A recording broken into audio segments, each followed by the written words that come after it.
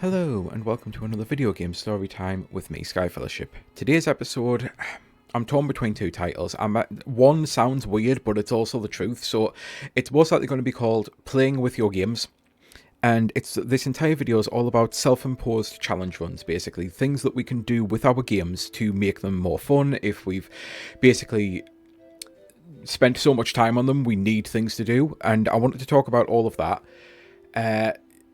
I am going to say one quick thing about Wind Waker, and it's purely because I am very vocal about this online, and I kind of have a reputation among people who used to watch my classic reviews. I don't like The Legend of Zelda Wind Waker. At the time, I had a lot of reasons. Those reasons still exist, but now I can actually say this in a way that doesn't really offend a lot of people, but sometimes opens their eyes a little bit.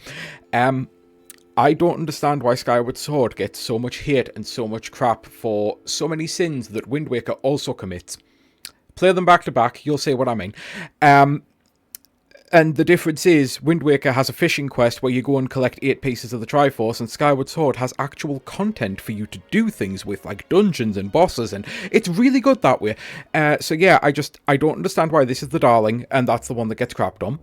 I would personally reverse them, but this is still Zelda. It's still one of my all-time favourite franchises. I love the graphics, the music, and everything like that. I don't hate absolutely everything with it. I have issues with the game. The water would also be an issue, but maybe that is just in part that once you've collected 8 Triforce pieces, you're so sick of looking at the water. My word, did the water always look bad to me. Anyway, the video though, I went for Zelda because it's one of the most famous self-imposed challenge runs, the 3-heart run. I haven't done it in a lot of Zeldas myself, actually, because these games are so sacred to me.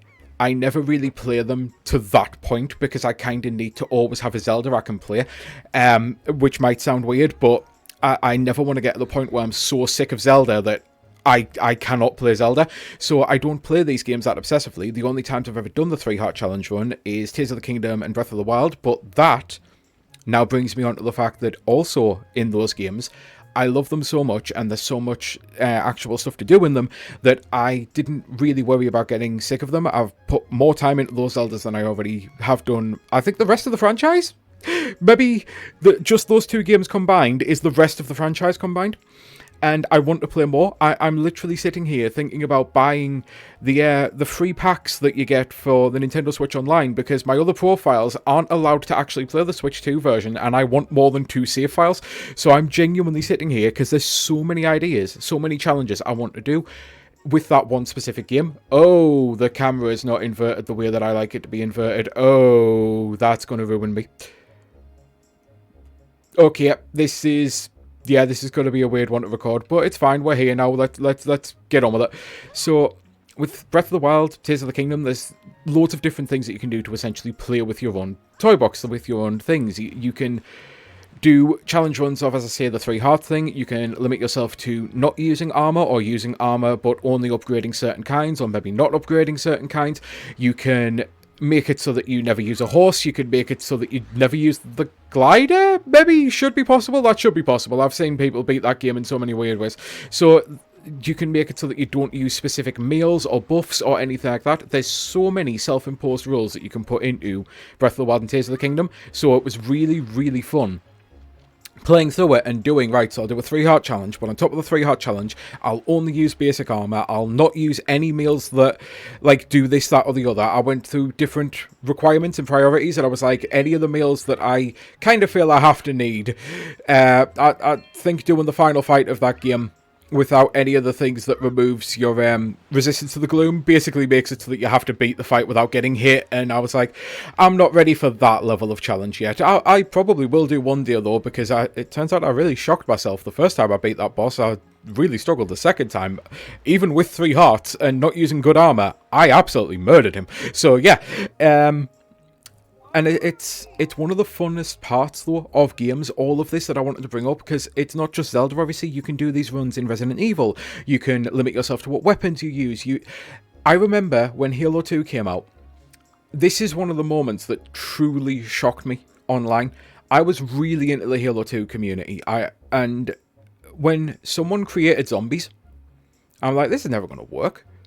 You're asking a bunch of people in an online video game to all use these rules. Like, I love this. I truly do. This is the kind of weird shit I've been doing with my own games and with my own social circle for years.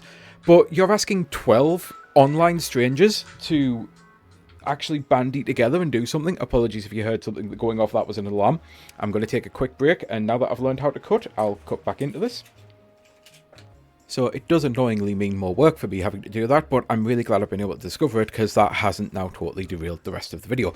So I will go back to it though, where I was genuinely shocked that people were like, yeah, people will do it, honestly, it's a self-imposed thing, but people will do it, so it's like, okay, let's try it then. And even though we didn't have a full set of 12, we would join a group, and it was usually, we'd have like 5 or 6. Some days we were actually the majority, and some days that won out overall. But we join, and like, while you're on the lobby menu, it's like, listen, everyone, have you heard of zombies? If you got yeses, then the people who were yes, like, okay, do you want to play it? And then yes, again, if you got no's, then it's like, right, we need to explain this to you super fucking quickly before the game starts. Because lobbies were like open and public back in the day, because people were less awful online. So it was like, right, we designate one person as a zombie. We'll, like, someone usually had a quick randomizer that they could do, and it's like, right, you're the zombie this time. The first person you kill also becomes a zombie. The way that the zombies win is whoever, like, all of us have to be zombies, basically. So you do the very quick rudimentary explanation. I can't speak all of a sudden. And people would grasp it pretty easily, because it was obviously a relatively easy, simple rule set. And then you'd just sit and play zombies. And it's because everyone had sat and played so much Halo 2, and there were no way, like, there wasn't any ways to get any new modes.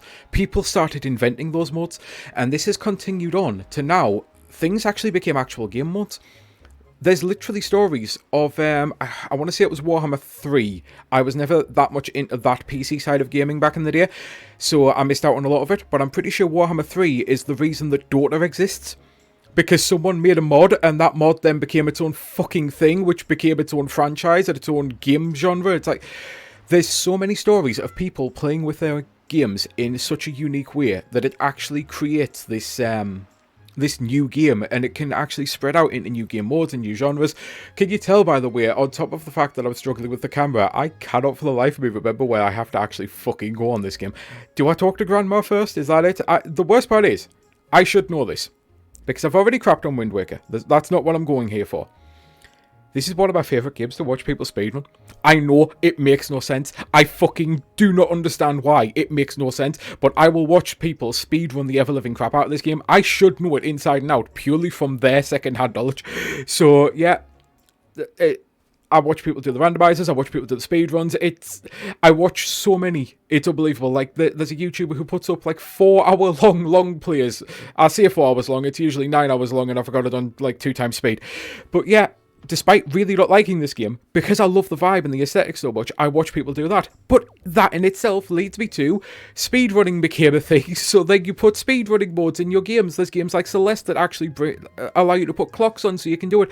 There's so many different ways that people create games with their games. Randomizers, I really think, are going to be the next big thing.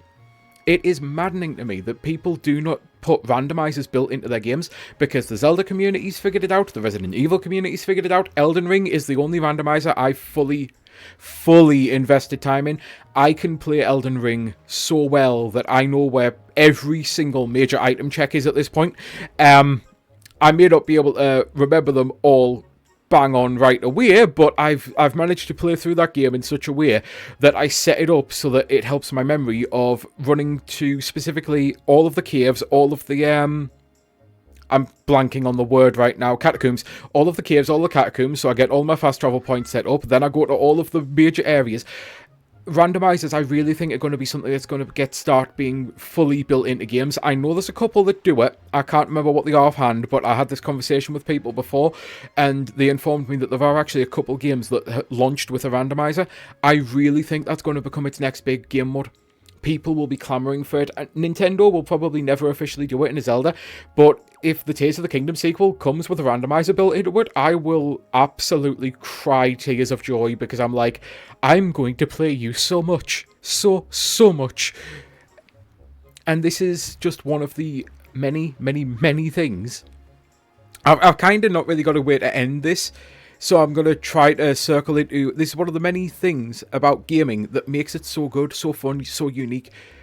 And the gaming community, as much as there are some severely problematic people in the gaming community, and sadly it feels like there's more and more each day, gamers are so fucking fun and inventive and unique with some of the silly things that we fucking do, and it's brilliant. It's absolutely brilliant, from the modders to the people making mods to the people who then go on to make their own games to anything out there that requires this level of communication, because people are still doing it with online games, and then online games these days tend to get them added as official modes.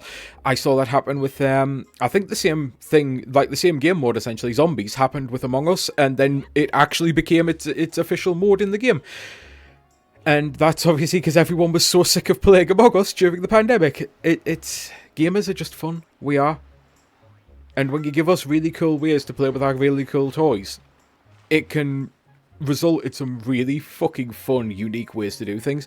I remember people were doing this though before the internet. I used to get magazines, specifically N64 magazine and NGC magazine, which might also be partly why I refuse to call the GameCube Nintendo, like the official monochrome is, or whatever that word is. Whenever you play Mario Kart, it always says GCN, and I thought it was a typo, I really did, until I started to speak to Americans, and it's like, no, it's GCN here. It's GameCube Nintendo? Well, no, you see a Nintendo GameCube, so why isn't it NGC? What is wrong with you? Collectively. It's the same conversation and argument I have with SNES.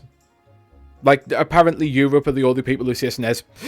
They say SNES. Sorry, SNES. And it's like, I'm not crapping on this, Americans. Like, seriously, we all have our own way of pronouncing things and saying things. That is absolutely fine. It's just some things don't make sense, like Pokemon as well. I mean, it literally says it in the title of the anime. Pokemon. Pokemon, not Poke. Poke. It's a Grave E. Well, actually, no, the Grave E is the other one. The Grave E would be the one that says Poke, thinking about it. I'm trying to remember what the E, when the thing on the slants at the front's called. I can only remember the Grave E at the moment. So either way, weird, ranty tangent by the wayside. And I will just reiterate, call things what you want to call them, as long as, like, that's a thing. Like, I have no problem with people saying SNES. It just, when GameCube Nintendo and you say Nintendo GameCube, that's the one that really stuck with me. So yeah, I used to get those magazines.